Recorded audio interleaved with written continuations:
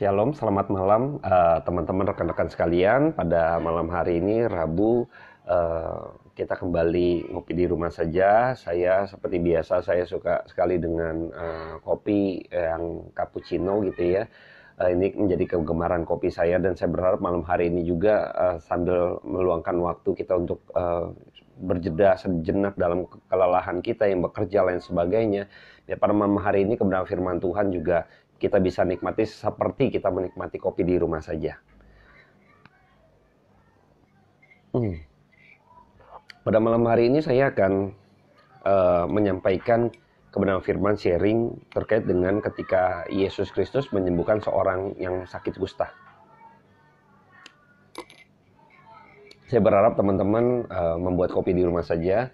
Kita tetap masih PSBB, social distancing, tetap berlaku di dalam wilayah kita, khususnya DKI Jakarta, untuk tetap menjaga sekalipun ada hal-hal yang mungkin ditolerir gitu ya untuk kegiatan perekonomian kita, tapi kita terus boleh menjaga diri kita sehingga kita tahu bahwa kewaspadaan kita sangat penting untuk bisa menjaga pemutusan rantai dari penyebaran COVID. Baiklah, pada malam hari ini saya akan berdoa terlebih dahulu buat setiap kita. Kiranya Tuhan memberkati kita pada malam hari. Mari kita berdoa. Bapa dalam surga, terima kasih buat kemurahan daripada Tuhan. Pada malam hari ini kami boleh kembali dapat mendengar kebenaran firman Tuhan, dan kami boleh kebenaran firman Tuhan itu mendapati kami, jiwa-jiwa yang haus akan kebenaran firman Tuhan. Kami mohon pimpinan Tuhan untuk waktu-waktu ke depan. Hamba-Mu terbatas dalam setiap ucapan Tuhan, tapi kiranya Roh Kudus-Mu memberikan satu pencerahan bagi setiap kami yang mendengar. Terpujilah nama Tuhan, dengar doa kami. Haleluya, amin. Oke, pada malam hari ini saya akan coba bacakan terlebih dahulu kebenaran firman Tuhan yang saya coba ambil di dalam kitab Matius, ayatnya yang ke pasal ke-8 ayat 1 sampai ke-4. Saya akan bacakan buat setiap kita. Yesus menyembuhkan seorang yang sakit kusta. Setelah Yesus turun dari bukit, orang banyak berbondong-bondong mengikuti dia. Maka datanglah seorang yang sakit kusta kepadanya. Lalu sujud menyembah dia dan berkata, "Tuan, jika Tuan mau, Tuan dapat mentahirkan aku." Lalu Yesus mengulurkan tangannya, menjamah orang itu dan berkata, "Aku mau, jadilah engkau tahir." Seketika itu juga tahirlah orang itu daripada kustanya. Ayat 4, lalu Yesus berkata kepadanya, "Ingatlah, jangan engkau memberitahu hal ini kepada siapapun, tetapi pergilah, perlihatkan dirimu kepada imam, dan persembahkanlah persembahan yang diperintahkan Musa sebagai bukti bagi mereka." Nah, pada pasal ke-8 ini, Yesus menyembuhkan orang yang sakit kusta. Ini peristiwa ini setelah Kristus berkhotbah di atas bukit, pasal 5-7. Ketika Yesus mengajar gitu ya, di bagian lain juga di Markus maupun Lukas. Jadi ketika Yesus memberitakan kebenaran firman Tuhan, memberitakan Injil, memberitakan tentang kerajaan Allah, memberitakan kebenaran firman Tuhan itu sendiri, karena dia sang firman. Jadi dia ketika dia mengajar, maka orang kusta ini datang menghampiri Kristus gitu ya. Nah, saya melihat bahwa kita akan coba lihat dulu mengenai penyakit kusta. Jadi penyakit kusta ini bukan penyakitnya gitu ya, sebenarnya lebih kepada kenajisannya. Jadi penyakit kusta ini dianggap orang sebagai yang najis ya. Jadi kalau ketika najis ini berarti memiliki ketidakberkenanan terhadap Allah gitu ya. Nanti saya coba akan bacakan kembali di dalam kitab Imamat gitu ya. Ini bahas juga mengenai orang yang sakit kusta, kira-kira demikian. Saya akan bacakan buat setiap kita. Imamat 13 gitu ya. Saya akan kutip saja ayatnya ke-45. Demikian firman Tuhan. Orang yang sakit kusta harus berpakaian yang cabik-cabik, rambutnya terurai, dan lagi harus menutupi mukanya sambil berseru-seru, najis, najis. 46. Selama ia kena penyakit itu, ia tetap najis. Memang ia najis, ia harus tinggal terasing di luar perkemahan, itulah tempat kediamannya. Jadi orang yang najis ini orang yang mendapati bahwa kehidupannya tuh tidak enak ya, jadi merasa terasing. Jadi bukan masalah penyakit kustanya sebenarnya. Jadi titik poinnya lebih kepada hal yang bersifat ketidakberkenanan di hadapan Allah. Kalau rohaninya itu najis gitu ya. Jadi kita ini manusia berdosa itu hidup dalam kenajisan, sebenarnya tidak berkenan di hadapan Allah gitu. Jadi ketika kita tahu bahwa kenajisan kusta ini, jadi kita lihat bahwa kustanya adalah jasmaninya, sebenarnya yang rohani ada kenajisan, ketidakberkenanan di hadapan Allah. Dan ini juga pernah terjadi ketika Gehazi, ya. Jadi mungkin next konten gitu ya, next sharing saya akan bahas mengenai Gehazi gitu ya. Nah, saya akan coba kutip saja di dalam 2 Raja-Raja 5 ayat yang ke-27 ya. Tetapi penyakit kusta Naaman akan melekat kepadamu, kepada Gehazi ya, dan kepada anak cucumu untuk selama-lamanya. Maka keluarlah Gehazi dari depannya dengan kena kusta putih seperti salju. Nah, jadi pada waktu itu Gehazi ini sebagai asistennya gitu kan, Nabi Elisa gitu ya. Jadi dia didapati ketidakberkenanannya, maka pada waktu itu dia kena kusta. Jadi Naaman sembuh, malah dianya yang kena kusta, Gehazinya. Nah, jadi seringkali ini penyakit kusta ini dikaitkan dengan satu hukuman daripada Allah.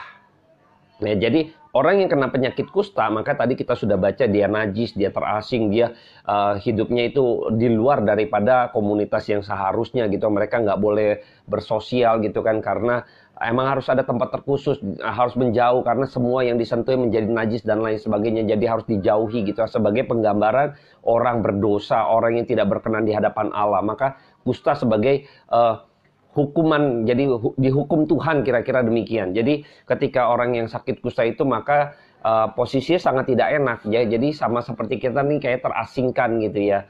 Nah, saya melihat bahwa orang yang sakit kusta tadi yang sudah kita baca di dalam Matius, yang sudah kita baca di Matius 8 tadi, maka kita mendapati bahwa sesungguhnya orang kusta ini penggambaran dari kita manusia yang berdosa. Jadi kita ini sebenarnya juga hidup kita najis gitu ya.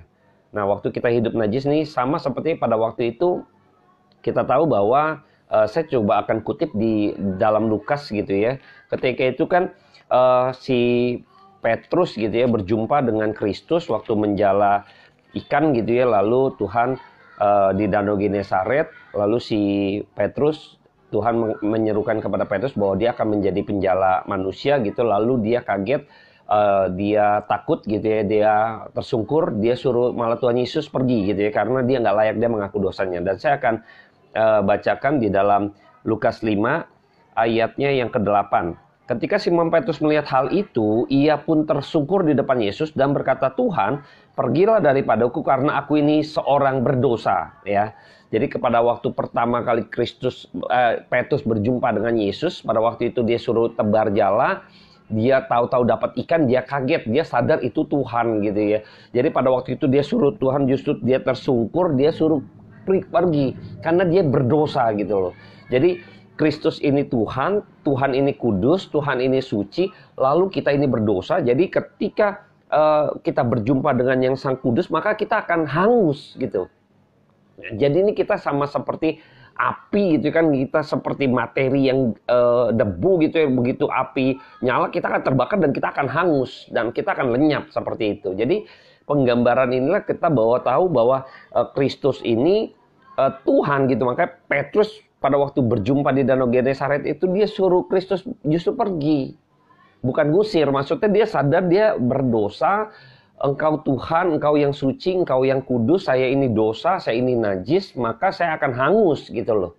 Makanya tidak layak saya ini berhadapan dengan engkau gitu kan, karena engkau suci dan kudus. Kita ingat pada waktu itu juga Tuhan menampakkan diri kepada Musa, maka nggak main-main gitu kan, tanah yang kau injak itu kudus, nggak main-main gitu kan. Jadi kekudusan Tuhan itu kita ini kita ini fana gitu loh. Jadi ini kita manusia berdosa, makanya sebenarnya kita nggak layak gitu ya. Makanya kenapa pada waktu berjumpa dengan Kristus terus tidak hangus, tanda petik gitu ya. Kita nih tidak langsung binasa, kira-kira demikian. Karena yang Tuhan datang, yang kudus itu datang.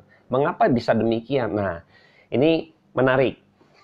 Mengapa ketika manusia bertemu dengan Tuhan gitu ya, yang adalah kudus, manusia yang berdosa, lalu dia tidak hangus gitu kan, tidak langsung binasa, kan harusnya binasa gitu ya. Ketika Yesus datang, justru Yesus sebagai perantara. Maka ketika setiap jiwa-jiwa umat pilihan yang datang pada Tuhan, setiap orang manusia berdosa yang datang pada Tuhan tidak binasa, karena dia adalah perantaranya, dia adalah korban itu sendiri.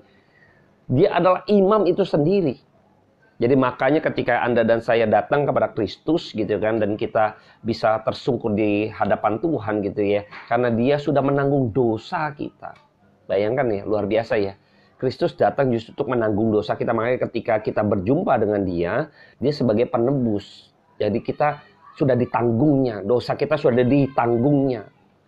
Nah ini dia yang kita harus patut syukuri, bahwa di dalam pertemuan kita dengan Kristus secara pribadi, kita tidak binasa, melainkan memperoleh hidup yang kekal. Harusnya kita mati binasa, tetapi ketika bertemu Kristus, justru Kristus memberikan kita hidup. Nah ini yang menarik. Jadi kita bersyukur kalau sampai hari ini kita boleh percaya kepada Yesus Kristus yang memberi kita hidup. Makanya akhirnya kita dengan kelayakan yang diberikan oleh Kristus, barang siapa yang percaya di dalam Kristus, maka kita tidak binasa, melainkan memperoleh hidup yang kekal karena Kristus sebagai pendamai itu. Nah, saya nggak bahas panjang ini karena saya sudah pernah bahas. Jadi teman-teman bisa lihat di channel YouTube HFM, strip Evangelis Hengki Kurniawan. Nah, di situ juga banyak beberapa hal yang pernah saya bahas terkait hal itu. Jadi ketika saya tahu bahwa ketika merenungkan kebenaran firman Tuhan ini, kita jadi mengetahui bahwa sesungguhnya orang yang sakit kusta ini adalah penggambaran dari kita manusia berdosa. Nah, ketika orang kusta ini mendengar dari khotbah Kristus yang pada waktu itu dia mengajar gitu ya, dia juga mungkin dari sudut yang jauh begitu ya, karena dia tahu dia ini kusta, dia najis, jadi dia nggak bisa berdekatan jaraknya dengan orang-orang pada umumnya gitu kan, karena dia najis gitu loh, dia sadar itu. Makanya tapi ada satu keberanian yang dia boleh datang menghampiri Yesus. Dan dia juga akan pasti bisa ditimpukin batu gitu ya, karena dia begitu berani datang menghampiri Kristus. Nah, keberanian ini menunjukkan bahwa anugerah Tuhan melampaui daripada respon manusia. Mendahului respon daripada manusia, karena dia mendapat anugerah daripada Tuhan, maka firman itu memanggil dia, firman itu yang mendorong dia, akhirnya dia datang kepada sang kebenaran itu sendiri. Akhirnya dia tersungkur dan dia menyerahkan dirinya di hadapan Tuhan. Dia sadar dia ini najis, mohon pengampunan Tuhan, mohon belas kasihan Tuhan. Dia mengajukan satu doa permohonan kepada Kristus. Ketika kita tahu bahwa Tuhan, jika Tuhan mau, Tuhan dapat mentahirkan aku. Ini satu kerendahan hati yang dia datang dan dia percaya bahwa jikalau Tuhan mau. Jadi dia membawa doa ini kepada kehendaknya Allah. Karena dia tahu dia Tuhan, dia ini Allah yang berkehendak. Jikalau Tuhan mau. Nah, seringkali kita dalam doa, kita harus meletakkan doa kita kehendak Tuhan yang jadi. Kita harus membawa doa-doa kita pada kehendak Tuhan yang jadi, bukan kepada kehendak diri kita. Nah, saya berharap kita semua sadar bahwa seringkali juga kita dalam pergumulan kita berdoa, seringkali kita nggak sadar ego kita, kehendak diri kita dalam doa itu begitu banyak. Makanya seringkali, ya saya nggak mau menyebutkan, sebenarnya emang doa-doa kita orang Kristen kita perlu mengoreksi ulang lagi waktu kita berdoa. Seringkali emang permohonan kita waktu berdoa adalah keinginan diri. Seringkali kedagingan kita. Seringkali orientasinya kepada kehendak diri kita. Makanya waktu Tuhan Yesus ajarkan kehendak Tuhan yang jadi. Jadi kita tahu kalau doa Bapa kami gitu ya, terjadilah gitu kan seperti di bumi dan di surga gitu ya. Kehendak Tuhan yang jadi. Jadi saya berharap kita pada malam hari ini mengetahui bahwa sesungguhnya sama seperti orang yang najis ini, orang kusta ini, dia sadar betul siapa diri dia, maka dia bawa kepada kehendak Tuhan. Dia bukan siapa-siapa, I am nothing gitu kan. God is everything. Jadi dia bawa itu kepada Tuhan, kehendak Tuhan yang jadi kalau Tuhan mau. Nah, saya melihat bahwa ada satu dia percaya begitu rupa, maka dia menyerahkan hidup dia ini, sakit kusta dia, pergumulan dia kepada kehendak Tuhan yang jadi. Nah, saya melihat bahwa ketika itu Kristus juga di bagian lainnya di dalam Markus 1 gitu kan. Saya coba akan lihat di Injil Markus gitu ya. Saya akan bacakan buat setiap kita. Ayat 41, maka tergeraklah hatinya oleh belas kasihan. Ya, lalu ia mengulurkan tangannya menjamah orang itu dan berkata, aku mau, jadilah engkau tahir. Jadi pada waktu itu Tuhan melihat ada satu kesungguhan daripada orang kusta ini, orang yang najis ini, orang yang harusnya binasa, dia sadar gitu ya. Tapi lihat kesungguhan hatinya itu, dia sadar, dia memposisikan bahwa kepada kehendak Tuhan yang jadi yang lebih besar daripada kehendak diri dia. Sebagai dia manusia terbatas dan Allah, Yesus Kristus sebagai Allah yang tak terbatas, dia menyerahkan itu semua kepada dia. Tuhan tergerak hatinya. Maka belas kasihan daripada Tuhan turun atas setiap manusia berdosa. Ketika Anda dan saya datang bersimpu, berlutut di hadapan Tuhan, dalam keberdosaan kita lah, kita seperti orang-orang kusta ini, sesungguhnya harusnya kita benar-benar jangan keraskan hati kita kembali, tetapi kita belajar untuk berlutut, tanda kita berserah kepada Dia, Sang kebenaran. Makanya ketika Anda dan saya jatuh dalam dosa gitu kan, kita sadar akan keberdosaan kita, itu pun anugerah daripada Tuhan. Karena Roh Kudus menyadarkan manusia berdosa untuk dia sadar, dia itu manusia berdosa. Itulah hidup gitu ya. Kalau Anda dan saya tidak sadar kita berdosa gitu ya, ini bahaya. Inilah kita buta, nggak melek gitu loh. Nah kita malah binasa, kita masih dalam keadaan mati gitu. Karena kita nggak tahu kita mati. Justru karena kita sadar kita mati, maka kita hidup sebenarnya. Waduh, mati saya ini. Wah, justru kita tahu waktu kita sadar kita ini mati gitu kan, binasa aku, maka kita tahu saat itu juga kitalah hidup. Ada kesadaran kita akan kebinasaan itu, maka kita sedang dihidupkan oleh Kristus. Ada kesadaran itu, itulah yang menyadarkan kita, yaitu firman yang hidup itu memberikan kehidupan buat setiap kita manusia berdosa. Nah saya melihat bahwa ketika Tuhan tergerak hatinya, lalu dia menyembuhkan orang yang kusta ini. Nah orang yang kusta ini akhirnya Tuhan mengatakan, aku mau jadilah engkau tahir. Jadi Tuhan berkehendak, maka kehendak dia yang jadi. Jadi saya melihat bahwa kita harus ingat bahwa sesungguhnya nih kita harus percaya bahwa Tuhanlah yang berdaulat atas segala sesuatunya. Jadi apapun pergumulan Anda, doakan di hadapan Tuhan dan kita percayakan kehendak Tuhan yang jadi. Maka kita harus bawa yang kehendak Tuhanlah yang jadi ini. Jadi kita harus benar-benar menyerahkannya kepada kedaulatan Tuhan. Jadi kita harusnya nggak ada kekecewaan dalam hidup kita waktu kita berdoa di hadapan Tuhan. Sekalipun Tuhan jawab, apapun jawaban Tuhan, itulah kehendak Tuhan yang terjadi. Jadi kita harus benar-benar bisa memiliki satu hati yang bisa melihat, oh ini Tuhan ingin lakukan ini. Maka kita harus ikut apa mau Tuhan. Bukan apa mau saya, tapi ikut apa mau Tuhan. Disitulah kehendak Tuhan yang jadi. Kadang seringkali kita nggak benar-benar bisa memiliki satu ketaatan bahwa ketika mungkin kehendak Tuhan tidak sama dengan apa yang saya inginkan, maka seringkali kita bersungut-sungut begitu rupa. Tapi kalau kita benar-benar memiliki iman dengan pondasi kebenaran firman Tuhan yang berorientasi pada kehendak Allah, yang berorientasi kepada Kristus, maka kita tahu apapun yang kehendak dia yang terjadi ini, yang mungkin di dalam hidup saya mungkin tidak menyenangkan bagi hidup saya, tetapi ketika kita mau masuk di dalam kehendaknya, maka lihat, Anda dan saya akan menemui gitu ya, mendapati bahwa ada satu sukacita tersendiri, perhiburan tersendiri yang Tuhan nanti akan berikan buat setiap kita ketika kita mengikuti jalannya Tuhan. Nah, saya berharap kita harus tetap memiliki satu keteguhan iman untuk kita bisa melihat situasi yang terjadi dalam kehidupan kita. Kita tetap bisa melihat bahwa Tuhan pasti menyediakan yang terbaik buat setiap kita. Baik, saya akan lanjutkan ketika itu penyakitnya lenyap gitu ya. Nah, Tuhan memperingatkan gitu kan. Di ayat 43 dalam Markus 1 ayat 43 saya akan bacakan gini. Segera ia menyuruh orang itu pergi dengan peringatan keras. Nah, ini peringatan keras supaya apa? Jangan memberitahukan, terus perlihatkan dirimu kepada imam dan persembahkan untuk pentahiran, persembahan yang diperintahkan oleh Musa sebagai bukti bagi mereka, gitu ya.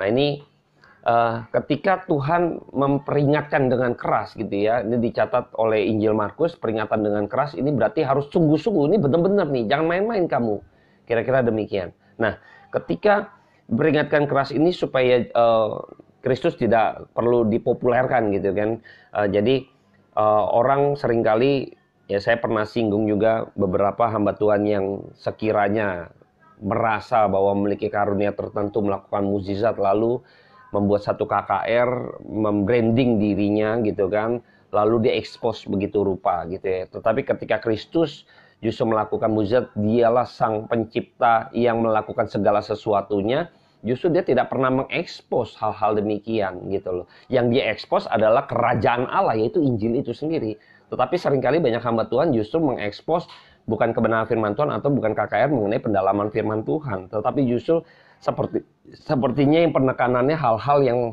sifatnya jasmani, yang mukjizat. Sekali lagi saya tidak anti mukjizat, tapi bukan begitu caranya Tuhan. Ketika dia melakukan pengajaran di khotbah di bukit tuh dia pengajaran gitu loh. Itu yang ditekankan di dalam khotbah di bukit pasal 5 sampai 7 gitu. Dan saya harap kita benar-benar cermat terhadap hal-hal yang demikian. Di dalam Matius dicatat gitu ya. Dan saya lihat bahwa ketika Tuhan dicatat di dalam Injil Markus peringatkan dengan keras gitu, dengan sungguh-sungguh gitu loh. Nah, hal yang berikutnya adalah tetapi nih perlihatkan nih, dia bilang harus pergi perlihatkan dirimu pada imam. Nah, saya kembali ke dalam imamat, saya akan bacakan pada waktu peraturan Musa gitu ya. Seperti peraturan Musa, saya akan bacakan dalam imamat 14. Saya akan bacakan buat setiap kita ayat pertama sampai dengan ayat yang ke-9. Saya akan kutip saja, paling tidak kita tahu gambarannya seperti apa. Tuhan berfirman kepada Musa, inilah yang harus menjadi hukum tentang orang yang sakit kusta pada hari pentahbirannya. Ia harus dibawa kepada imam, ya. Dan imam harus pergi keluar perkemahan kalau menurut pemeriksaan imam penyakit kusta itu telah sembuh daripadanya. Ayat 4, maka imam harus memerintahkan supaya bagi orang yang akan ditahirkan itu diambil 2 ekor burung yang hidup dan yang tidak haram, juga kayu aras, kain kirbizi, dan hisop. Imam harus memperhatikan supaya burung yang seekor disembelih di atas belaga tanah berisi air mengalir, tetapi burung yang masih hidup haruslah diambilnya bersama-sama dengan kayu aras, kain kirmizi, dan hisop. Lalu bersama-sama dengan burung itu semuanya harus dicelupkan ke dalam darah burung yang sudah disembelih di atas air mengalir itu. Kemudian itu ia harus memercikan 7 kali kepada orang yang akan ditahirkan dari kusta itu, dan dengan demikian mentahirkan dia. Lalu burung yang hidup itu haruslah dilepaskan ke padang. Orang-orang yang ditahirkan itu haruslah mencuci pakaiannya, mencukur seluruh rambutnya dan membasuh tubuhnya dengan air, maka ia menjadi tahir. Sesudah itu ia boleh masuk ke dalam perkemahan, tetapi harus tinggal di luar kemahnya sendiri 7 hari lamanya. Maka pada hari ke-7 ia harus mencukur seluruh rambutnya, rambut kepala, janggut, alis, bahkan segala bulunya harus dicukur, pakaiannya dicuci, dan tubuhnya dibasuh dengan air, maka ia menjadi tahir. Jadi ada beberapa, kita tahu bahwa ketika itu orang yang tahir, orang yang kusta itu harus memiliki syarat. Kalau dia misalnya sudah tahir, maka dia harus lapor ke imam. Imam yang memiliki satu otoritas untuk menentukan, dia memeriksa begitu rupa apakah orang ini bisa dikatakan tahir gitu ya. Kalau dikatakan tahir, maka dia harus memberikan persembahan. Nah, yang menarik adalah waktu persembahan tadi yang kita baca, 2 ekor burung, yang satu dialirkan darah kira-kira gitu ya, lalu nanti yang satu dilepaskan ke padang. Nah, ini sebenarnya penggambaran dari pendamaian tadi, yang dimana Kristus, ini bayang-bayang daripada Kristus yang sudah mati di atas bukit Golgota, disalibkan, darahnya mengalir sehingga Anda dan saya menjadi pribadi yang akhirnya memperoleh hidup yang harusnya binasa. Nah, jadi ada satu kelepasan, ada satu perubahan. Engkau sedang tidak lagi berada di bawah kutuk dosa. Engkau tidak lagi berada di dalam hidupmu, tidak lagi menjadi hamba dosa. Tapi sekarang engkau menjadi pribadi yang bebas, yang sudah dimerdekakan oleh karena iman kepada Kristus, yang sudah menebus hidup Anda dan saya. Nah, jadi ketika itu perlambangan jadi burung yang dilepaskan di padang sebagai tanda yang sudah dibebaskan dari belenggu dosa. Nah, ini dia penggambaran ini yang paling penting, poin ini yang paling penting supaya iman daripada orang yang sakit kusta ini benar. Bukan sekedar dia mendapat tidak lagi penyakit kusta, bukan bahasa jasmaninya, tapi bahasa rohaninya. Jadi dia tahu dulu saya najis, dulu saya berdosa. Jadi pada waktu dia memperdayakan kepada imam, dia mempersembahkan korban itu, dia sadar di situ sedang dididik mengenai imannya. Jadi seringkali kita tahu, kita menjadi orang Kristen, seringkali kita tidak mau membangun iman kita dengan pengajaran kebenaran firman Tuhan. Jadi pada waktu dia mempersembahkan, dia sadar dia harus mencukur lain sebagainya, cuci baju lain sebagainya, sebagai penggambaran bahwa engkau sudah sekarang bukan hidup bagi tubuhmu gitu kan, jasmanimu. Jadi sekarang kau hidup harus bukan kedaginganmu, jadi hidup menurut roh. Kau mempersembahkan, sekarang kau sudah tidak najis, kau dilayakkan, maka kau persembahkan hidupmu sekarang sebagai manusia yang baru, menanggalkan manusia lama. Nah, ini peringatan keras supaya tidak berbuat dosa lagi. Jangan berbuat dosa lagi. Ini peringatan yang diingatkan dengan keras gitu ya, dengan peringatan yang keras. Supaya dengan hal ini terjadi, engkau jangan berbuat dosa lagi. Jangan kembali lagi kepada manusia lamamu.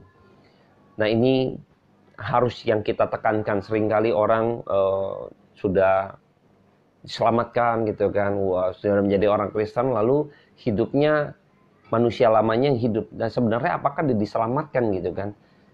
Kristus tuh, Tuhan kita tuh tidak suka kalau dia dipermainkan gitu. Saya berharap kita jangan pernah mempermainkan keselamatan yang Tuhan berikan gitu ya. Karena setiap orang yang percaya, setiap orang yang diselamatkan menerima anugerah Tuhan, maka adalah orang-orang yang juga bertanggung jawab atas anugerah tersebut gitu. Jadi saya berharap kita semua sadar bahwa sesungguhnya kita ini adalah orang-orang kusta yang dulu yang najis, yang sudah akhirnya Tuhan tahirkan kita. Oleh sebab itu maka kita harus benar-benar mempersembahkan itu. Kita harus, waktu kita seperti orang pada waktu zaman Musa, dia harus membawa persembahan itu, dia benar-benar harus mengetahui bahwa ini loh, ada darah yang tercurah. Harusnya tadinya aku berjumpa dengan Tuhan, harusnya aku binasa, tetapi sekarang aku dibebaskan. Tidak menjadi belenggu dosa, tidak lagi merongrong, tidak lagi dipimpin oleh dosa, tidak lagi dipimpin oleh kedagingan, tetapi dipimpin oleh roh. Dimerdekakan. Nah, kita harus memberikan hidup kita untuk kita hidup di dalam manusia yang baru, yang Tuhan sudah berikan, yang sudah Tuhan merdekakan. Mari kita hidup di dalam jalan-jalannya Tuhan sebagai pribadi yang menunjukkan bahwa kita tidak lagi didikte oleh dosa, tetapi kita boleh dituntun oleh kebenaran firman Tuhan. Kalau kita tidak belajar kebenaran firman Tuhan, saya rasa kita juga dalam hidup akan mengalami yang namanya penyimpangan demi penyimpangan pasti akan terjadi. Maka kebenaran firman Tuhan lah yang terus menuntun kita. Itulah kita membangun manusia roh kita. Kita membangun dalam diri kita ini yang tidak kelihatan itu, yang begitu penting, yaitu iman kita, jiwa dan roh kita ini, yang harus terus diisi oleh yang bersifat kekal, yaitu perkataan Allah, firman Tuhan.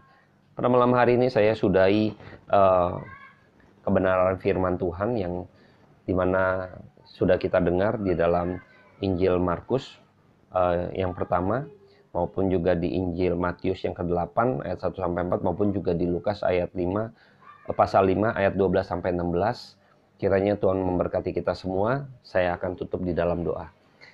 Bapa dalam surga, terima kasih buat malam yang Kau berikan buat kami, untuk kami boleh kembali dalam kesadaran hamba-Mu ini menyampaikan kebenaran firman Tuhan.